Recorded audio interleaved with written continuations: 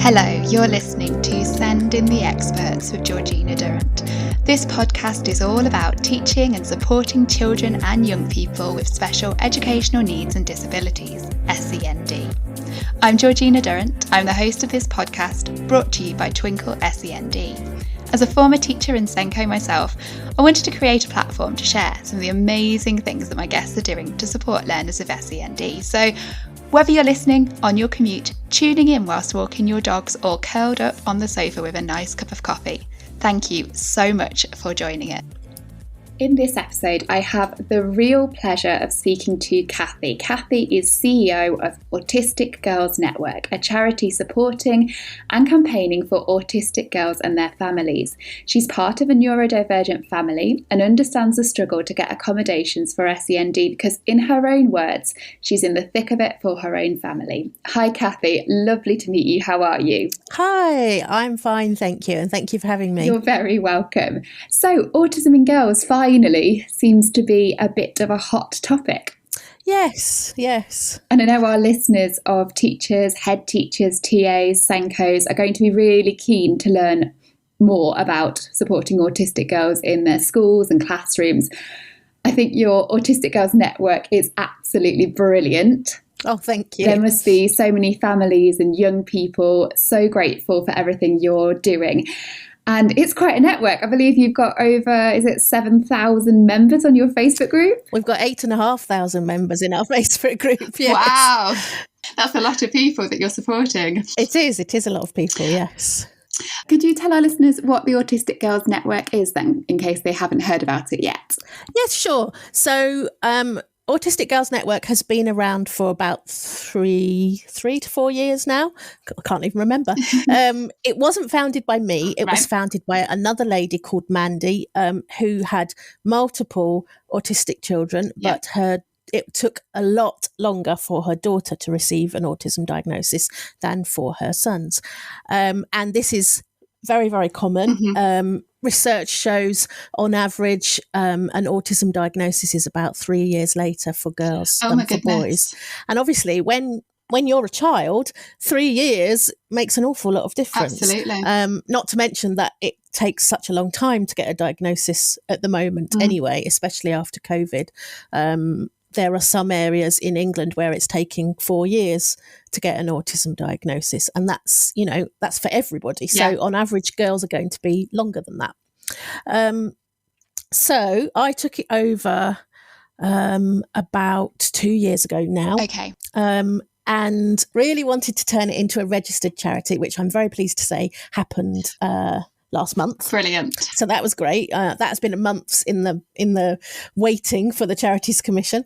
And what we hope to do is, of course, spread awareness and understanding about autism in girls. And perhaps I will expand on that in a little bit in a minute to say that it's not just girls that we're talking about here. Okay. But also to campaign for an earlier diagnosis. Yeah.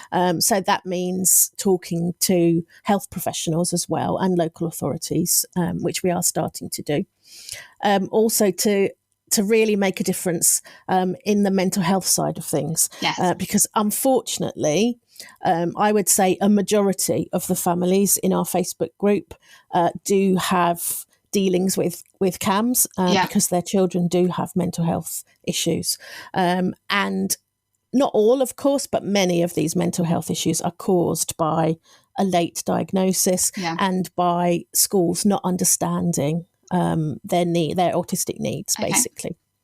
The other thing that we'd really like to do is to start face-to-face groups for girls, because what we've found, and what I have found personally as well with my own daughter, who is autistic, is that finding your tribe and really getting to know other autistic teens and peers really makes a difference, because you realise, all that time you've been thinking that you're weird and that there's nobody else like you and that you don't fit in. And suddenly you realise that there are, in fact, lots and lots of other people like you, and that really makes a difference.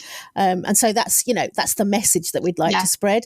Be aware that other people experience the world differently to you. Yes. Oh, that's lovely. Absolutely brilliant. So these face-to-face sessions then, what's your hope? Are you going to have them sort of across the country, different sort of hubs? I mean, eventually, obviously, we can't run before we can walk, and at the moment we don't have any funding, so it's not happening at the moment. Okay. But what we'd like to do is to start them in areas where there isn't already a good group. We're certainly not going to go in and compete where there's already a good group. Need.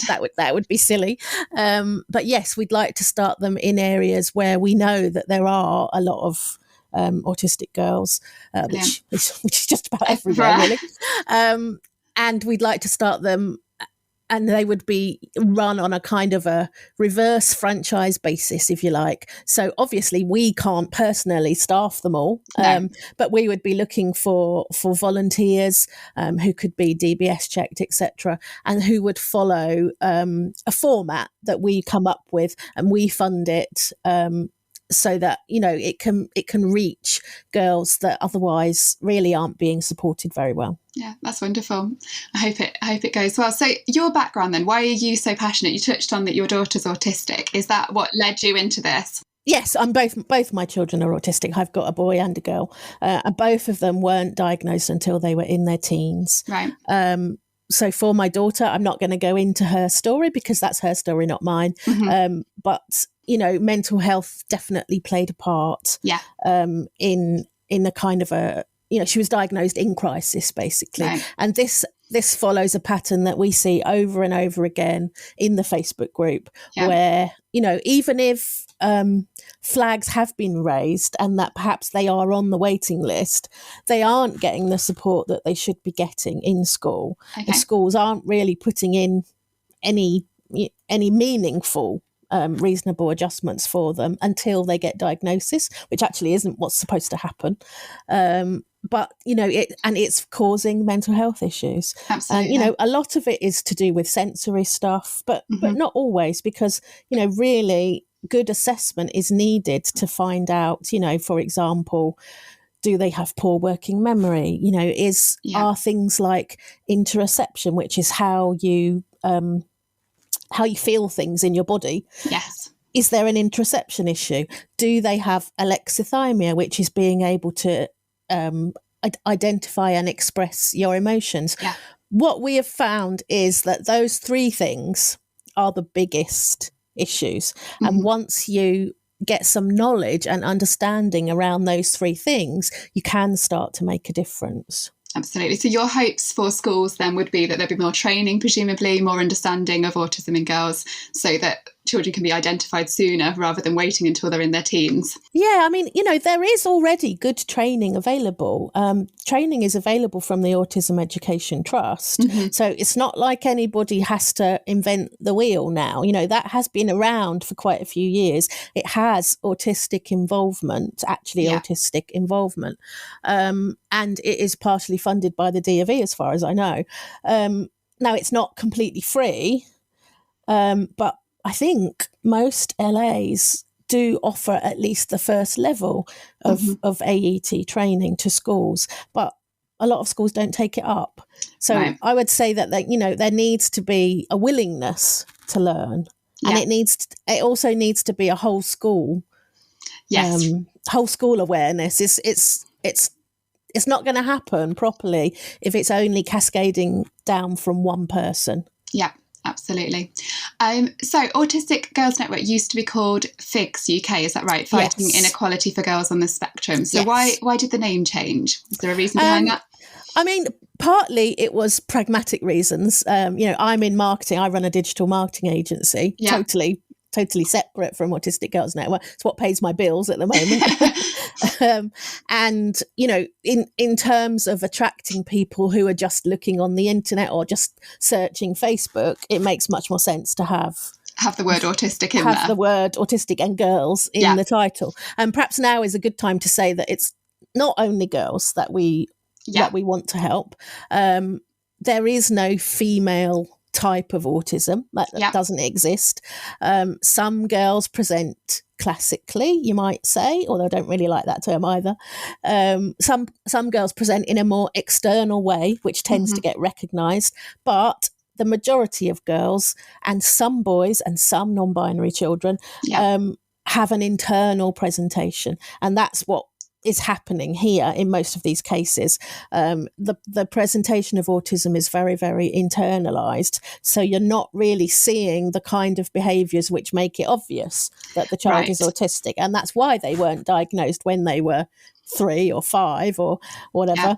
But it is possible to spot or to start having thoughts about whether they do have an internalised presentation of autism, and things like situational mutism, where they are unable to speak if they don't feel that they're in a safe environment, things like extended absence from school, things like, never putting their hand up in class or being very reluctant to be called upon in class. All of those things by themselves, of course, are not autistic traits, but when you add them all together, it is time to start wondering whether that girl is autistic.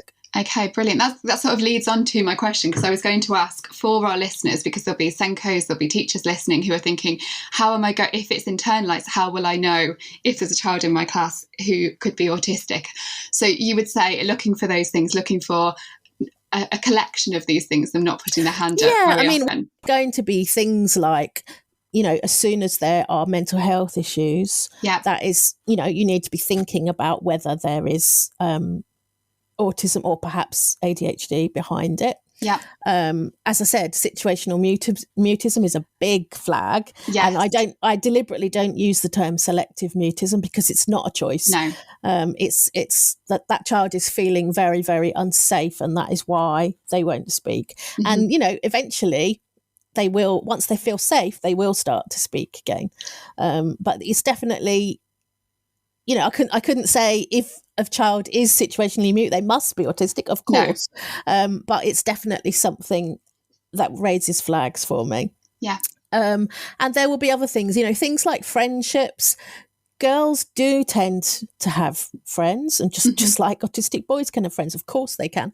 But it tends to be more kind of on the edges of a friendship group, not taking leadership of a friendship role. And as they get older, friendships do become more difficult. I guess because, social roles of girls particularly become more difficult as well as they get older. Absolutely. Puberty gets in the way, they start thinking about boys, etc. And a lot of autistic girls wouldn't necessarily be thinking about those things yet. So when all of that starts to change and the kind of the tone of their friendship group starts to change, that causes anxiety for autistic girls because they don't really know what's going on and why their friends are changing. Yeah, no, that makes sense, because I think teenage, in particular, girls' sort of friendships do become quite complex, don't they? There's like nuances that you don't understand perhaps if you're autistic, and it can become difficult. That does make sense. There's lots of incorrect stereotypes of autism for boys and girls. Are there any in particular for girls that you would like to flag up that aren't true? For example, lack of empathy. I think that's one that is a lack of empathy is a huge one. Yeah. I mean, autistic people generally can, there's a wide variety, just as there are. We're all human, aren't we? We're all different. We all have different levels of empathy, different levels of understanding of other people, all of us, no matter what our neurotype. But, if I had to generalise, I would say that autistic girls are more empathetic than their neurotypical peers. It may express itself in a different way. And, it's back to remembering that other people experience the world in a different way to you. So, for an autistic girl, the feelings of an animal or, I don't know, a soft toy, a cuddly toy, may be just as important as the feelings of one of their friends or one of their classmates. And you know, when you open your mind to the idea of people feeling different ways, there's nothing wrong with that. Absolutely not. You know, so they can be very, very intensely empathetic to the point where it's actually painful, and it can actually be, they feel emotions in a big way, shall we say. Oh, yeah. Another one I was going to ask was about special interests, because for autism in boys, there's often, I know again stereotypically, they can have special interests. Do we see that as much with girls? I mean, for girls, what tends to happen, and perhaps this is a reflection of the way society brings girls up, is that they tend to have special interests that are more in line with their peers. Yeah. So, for example, might be, I don't know, K-pop or something, you know, Korean pop, might be animals, might be Harry Potter, but they will feel those interests very intensely. Yeah. So, for example, at the time, you know, my daughter was diagnosed when she was 13. Up to that point, we didn't really know. Nobody had ever flagged that she was autistic. She's actually autistic and ADHD and dyspraxic and dyslexic. None of those were ever flagged by any professional. Even after she had her autism diagnosis, the other 3 were not flagged by any professional. So, you know, these girls are going invisible. Yeah, let down completely. In our schools. And, you know, she wasn't diagnosed as dyslexic until this year. She's 16 now. She wasn't diagnosed as dyslexic until this year. So, you know, and this, in the last week, because she's already been on holiday for a week, in the last week, she has read a book that was in a dyslexia font. And that's the first book that she's ever actually lay on the sofa and read from cover to cover. She didn't actually enjoy it, which is a shame. But still, she read it. She read it. Or how disappointing that she could have had, if it was flagged up sooner, she could have had access to texts that were dyslexia friendly earlier on, and may have developed a love of reading. She may have done. She certainly may have had an awful lot less issues at school. Yeah, shall we say? Sorry, I've now forgotten what you actually asked me. No, it's okay. Her special interest. I think you were going to give an example. Yes, perhaps, I mean, of her special I interest. couldn't really tell you what her special interests were. Right. You know, and all the stereotypes of like lining up toys and things, lining up cars and trains and things.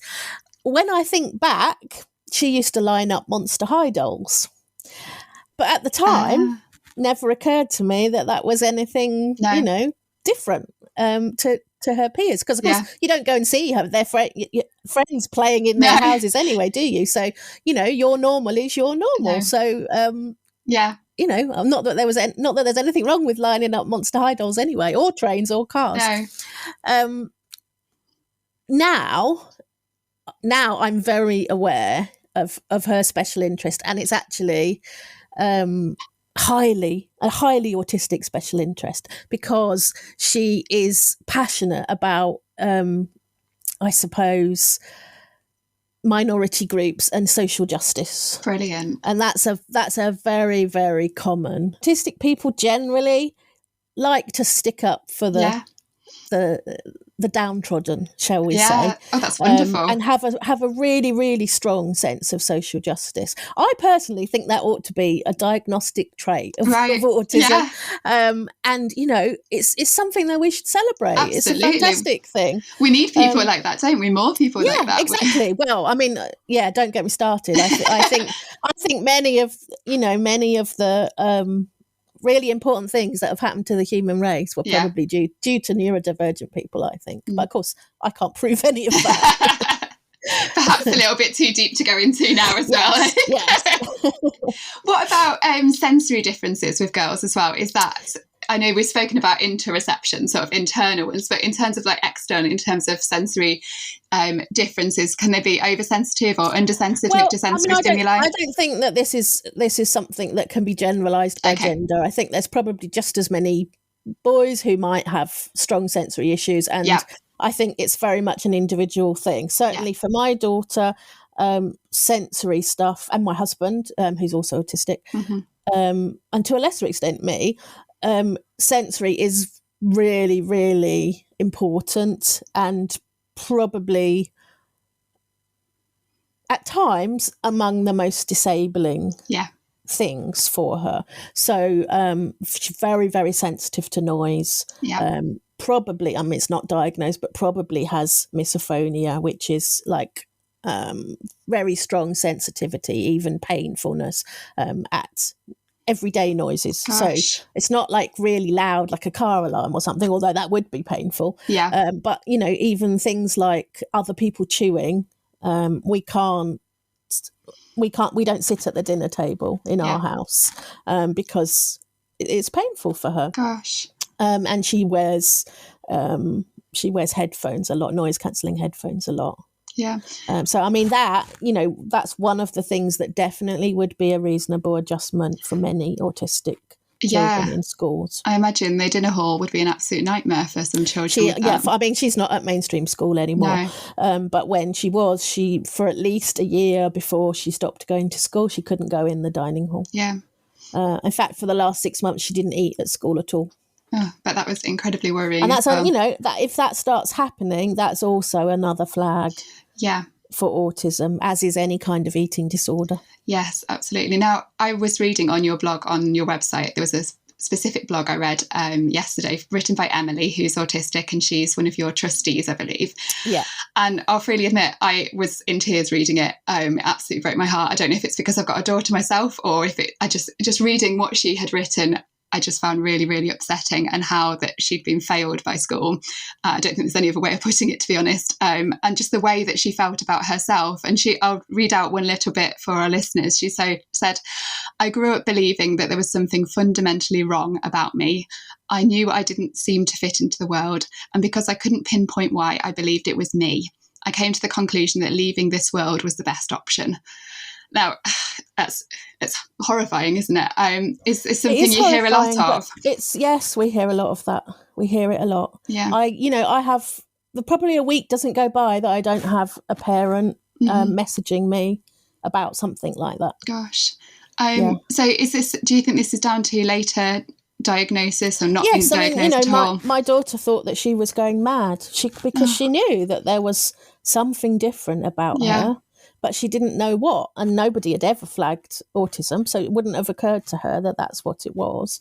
But of course, she hid it from us for a long time. We thought that she had OCD. Well, she does have OCD as well, but OCD is another thing that can be very internalised, and it's also something that happens a lot when autism is not recognised. So that kind of internal voice it gets dangerous. It really does. And of course, CAMS has its own problems and its own funding issues, etc. And the level of support that you can get when you have only, and that's on a podcast in inverted commas, only suicidal ideation rather than actually attempting it. Unfortunately, you don't get any support. That's terrifying. So, it is terrifying, and it kind of it's difficult because it's putting it all back onto the schools, really. I know many schools are desperate to get support from CAMS and don't get it. And it's, it's a very difficult thing. So what, undoubtedly, what can be done? The biggest thing that can help is really understanding autism and the internal presentation of autism.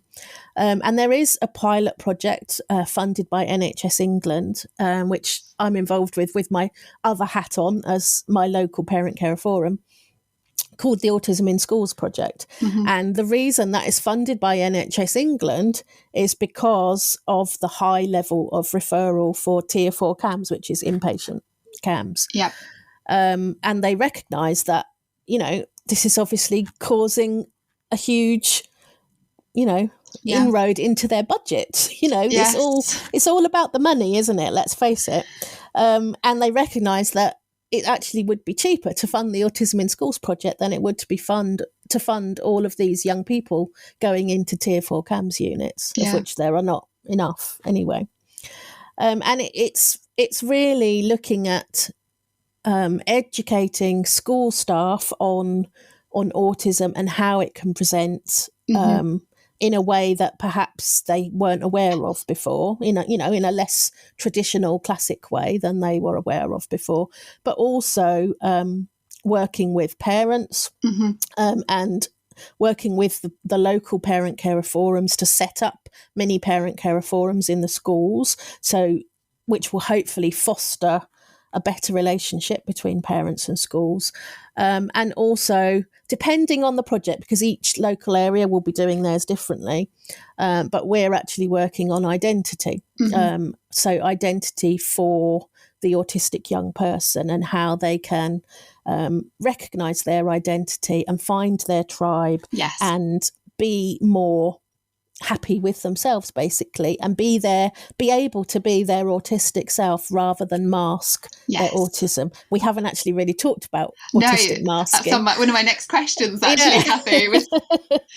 So autistic girls are often said to be very good at masking. Can you explain to someone who might not know what masking actually is, what it is and why it's so draining? Because it can be incredibly draining for autistic girls or autistic people in general. So autistic masking is consciously or unconsciously, the autistic young person has realised that they need to camouflage some of their autistic traits. And often this is completely unconscious. Certainly my daughter was an expert masker, but she never would have been able to say that she was doing it at the time.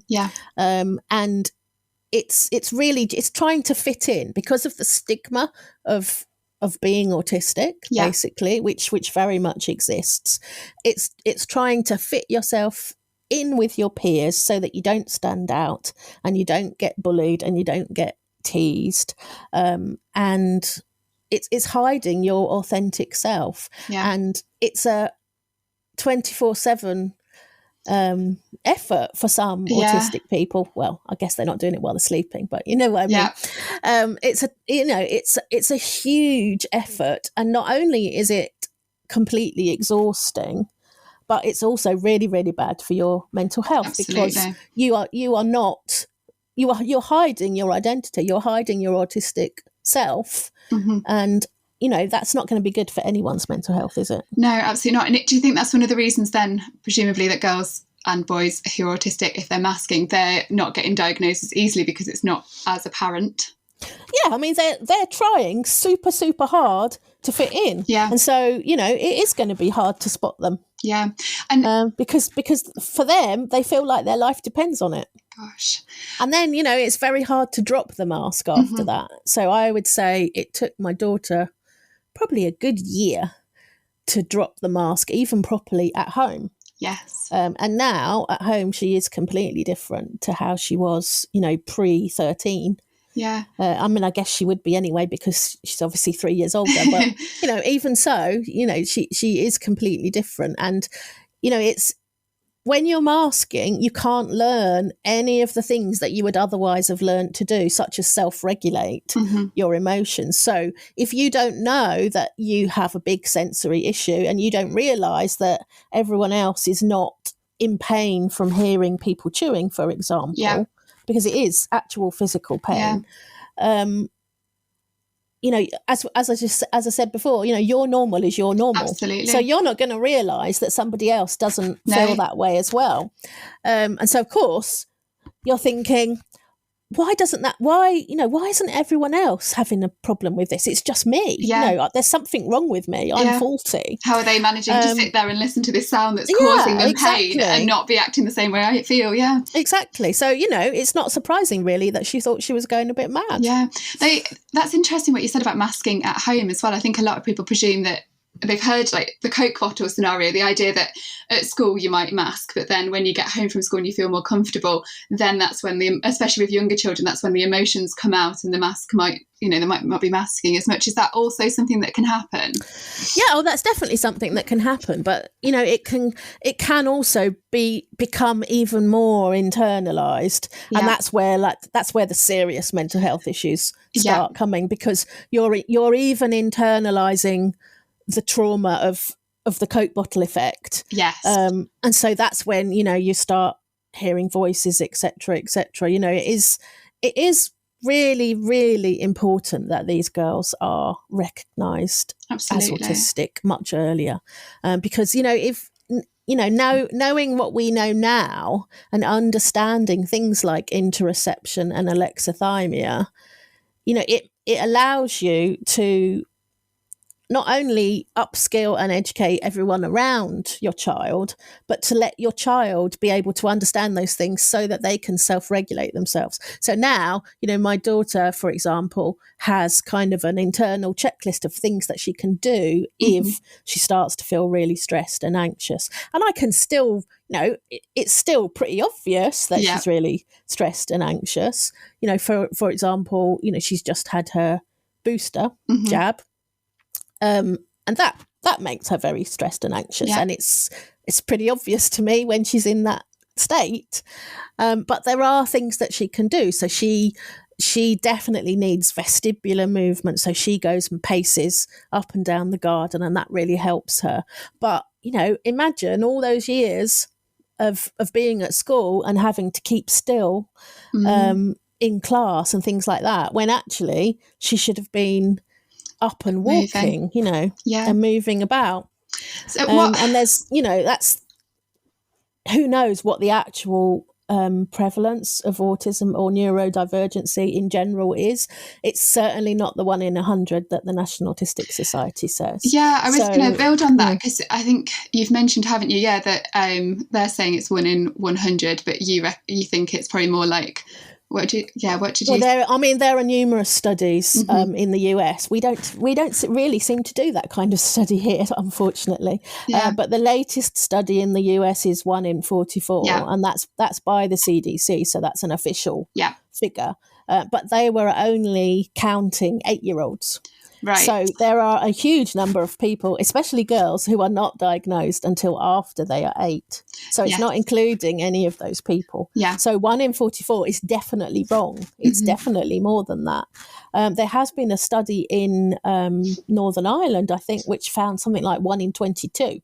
Wow. So, it's definitely much more common than we think it is. And this matters because of funding, doesn't it? This is important for funding. It matters hugely. National Autistic Society statistics are what is used to inform government policy and therefore funding. Yeah. So, not having the right figures really makes a big difference. I mean, the other issue is that there have been studies which show up to 70% of autistic people also have ADHD. Yeah. So, there's also all of that. Yeah. And the presentation of autism plus ADHD is slightly different again. Right. So, you've got all of those little intersectionalities, and you've also got things like people of colour not being recognised as being neurodivergent as well. Right. And so you've got all of those little inequalities, I guess, not being addressed, and people's needs not being met. Yeah, absolutely. So when parents find you, are they at this crisis point when they find you when they find the Autistic Girls Network, or does it vary? They often are, sadly. Because it must be difficult for parents to be able to be, I think it's almost like we need more awareness in general in the whole of society about autism, so that people are more aware if their child is autistic and then are able to support them. I mean, I would say probably, I'm just guessing here, but I would say probably like 70% of people that come to our group, their child is already having persistent absence from school, related to anxiety about school. And so, these parents are often being threatened with fines, etc., or having visits from the LA, or, all of those things which really add stress to an already incredibly stressful situation. Yeah, no, absolutely. So in terms of how long they're waiting for the diagnosis, once the parents are thinking, okay, I think my child might be autistic, or once the school is thinking perhaps they're autistic, how long did you say they're waiting for an autistic diagnosis? Up to 4 years. Up to 4 years. And the dangers of that wait is mental health issues, as well as not understanding themselves and not having the accommodations put in place. Yeah, I mean, the thing is that everyone is an individual. Every autistic person is an individual. Every neurotypical person is an individual, of course. And so really, until they are properly assessed, and I don't just mean an autism assessment, I also mean an OT assessment, a sensory OT assessment, a speech and language assessment, an educational psychologist assessment. Until they are properly assessed, you don't really know what somebody's needs are. So you can't meet them. No. It's really, you're just skimming the surface if you haven't actually found out what their strengths and their challenges are. Yeah. Until she had her sensory OT assessment, we really didn't understand just how important sensory was to my daughter, for example. Yeah. And not just bad things, not just finding things difficult, but also things which really helped. So, for example, she's got a really strong sense of smell, and the smell of, ironically, clean washing, which you can actually get from a Yankee candle. Oh, brilliant. Luckily, there's not much clean washing in my house, obviously. I was going to say, with lots of teenagers, it might be a tricky one. Those smells can also be used for emotional regulation. They really help. Yeah. So, it's not just finding things that are difficult, it's finding things which help too. Yeah. Oh, that's lovely. But unfortunately, in a school setting, especially a secondary school, especially a really big mainstream secondary school, they can be a toxic place for autistic people. There's no two ways about it. In a school with so many people in, I venture to say it would have been impossible for my daughter to be there any longer. Is there anything, so if schools are listening now, is there anything they can do, knowing that there will be undiagnosed autistic children in their school? Is there any accommodations they can put in place to make the school sort of better in general? Do you know what I mean? Yeah, what could they be doing? Yeah, absolutely. So, I mean, for example, for a start, just understanding and awareness would really help. But there's things like fluorescent light bulbs. Yeah. They are awful. They are a sensory nightmare. They are noisy. They flicker. For a person with sensory issues, they are awful. But actually, they're not good for any of us. No. So getting rid of them in general would be good for all pupils, not just autistic pupils. Things like the school bell. The school bell can be very traumatic for autistic people. So finding an alternative to that would be good. Things like not having really over busy, chaotic corridors and classroom walls would help. Yes, definitely. Just make it a calmer place, a calmer sensory place. If people don't know already, there is a company called Studio 3, which does really good what's called low arousal training for schools. And it's basically making a very kind of low arousal sensory environment. Yeah. And you can't do that through the whole school, but you certainly can have an area that has a low arousal sensory environment, and you can certainly make the whole school a less chaotic, busy place. Yeah. So, all of those, the trigger points are going to be things like what I call the corridors of hell. Yeah. So every hour when you have to move lessons and you're suddenly thrown into a crowded corridor, narrow corridor with hundreds of other pupils, that is an absolute nightmare for autistic people. So there's not really much that you can do about that for an undiagnosed person, but there certainly is for a diagnosed, or not necessarily diagnosed, but somebody that you recognise has special educational needs. But there's lots of other things too. And, I'm doing a master's at the moment in autism, and I did a special project over the summer on transition to secondary school, and there was some interesting stuff that came up from that, and it became obvious that it wasn't necessarily having a diagnosis that made a difference in transition, but it was having a really individualized plan. Yeah. So obviously they did have to know that the child had was on the SEND register maybe, or something. So they did have to know that the child had needs. They had to know what those needs were, but they didn't necessarily need a diagnosis. No. So out of 17 young people that took part in the survey, only 3 of them had a good transition to secondary school.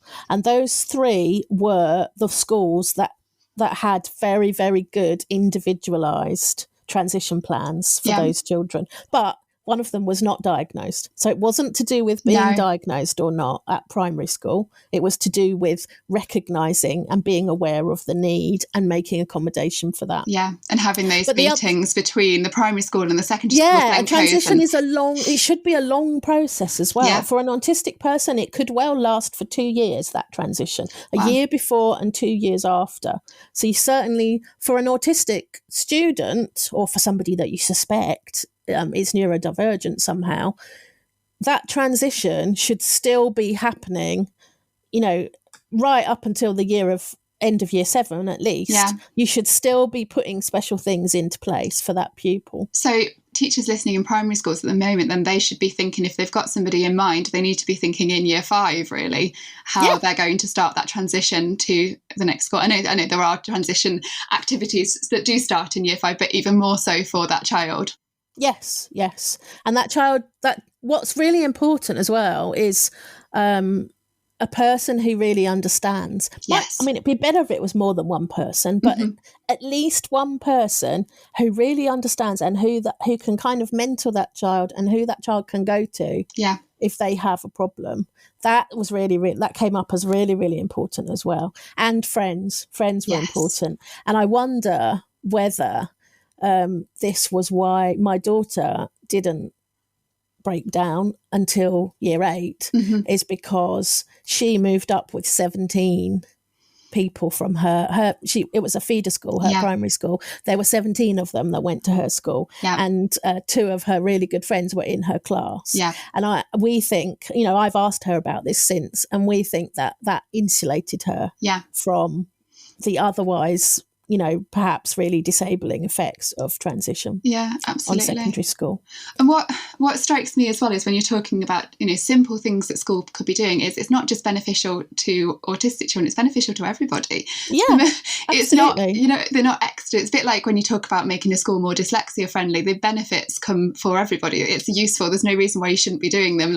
And simple things that don't cost very much, like you say about displays, not having really chaotic displays. I think I've probably been guilty when I was a teacher sometimes as well, as trying to make the walls look fun and exciting, but it can sometimes be really not beneficial to learning. I think we're all guilty of that, aren't we? We want to make it look pretty. Yes.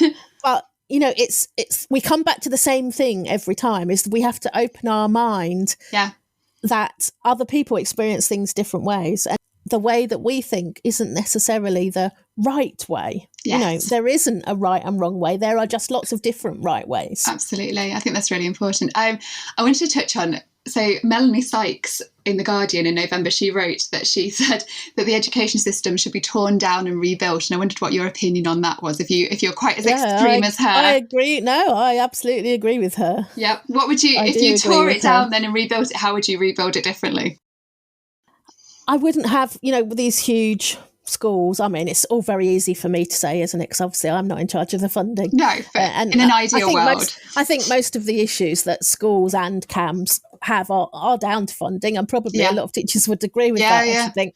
But, what I really would like to change is the behaviourist thinking and the behaviourist attitude, that things must be punished and you must behave a certain way, and if you don't, you're being naughty, or things like that. Yes. I remember a few years ago, before she was diagnosed autistic, my daughter came home and she was really cross, and of course now I realise, strong sense of social justice, but she was really cross because they'd been doing a science experiment at school, and it was to do with sound, and they were producing a sound that humans weren't supposed to be able to hear, and she said that she could hear it.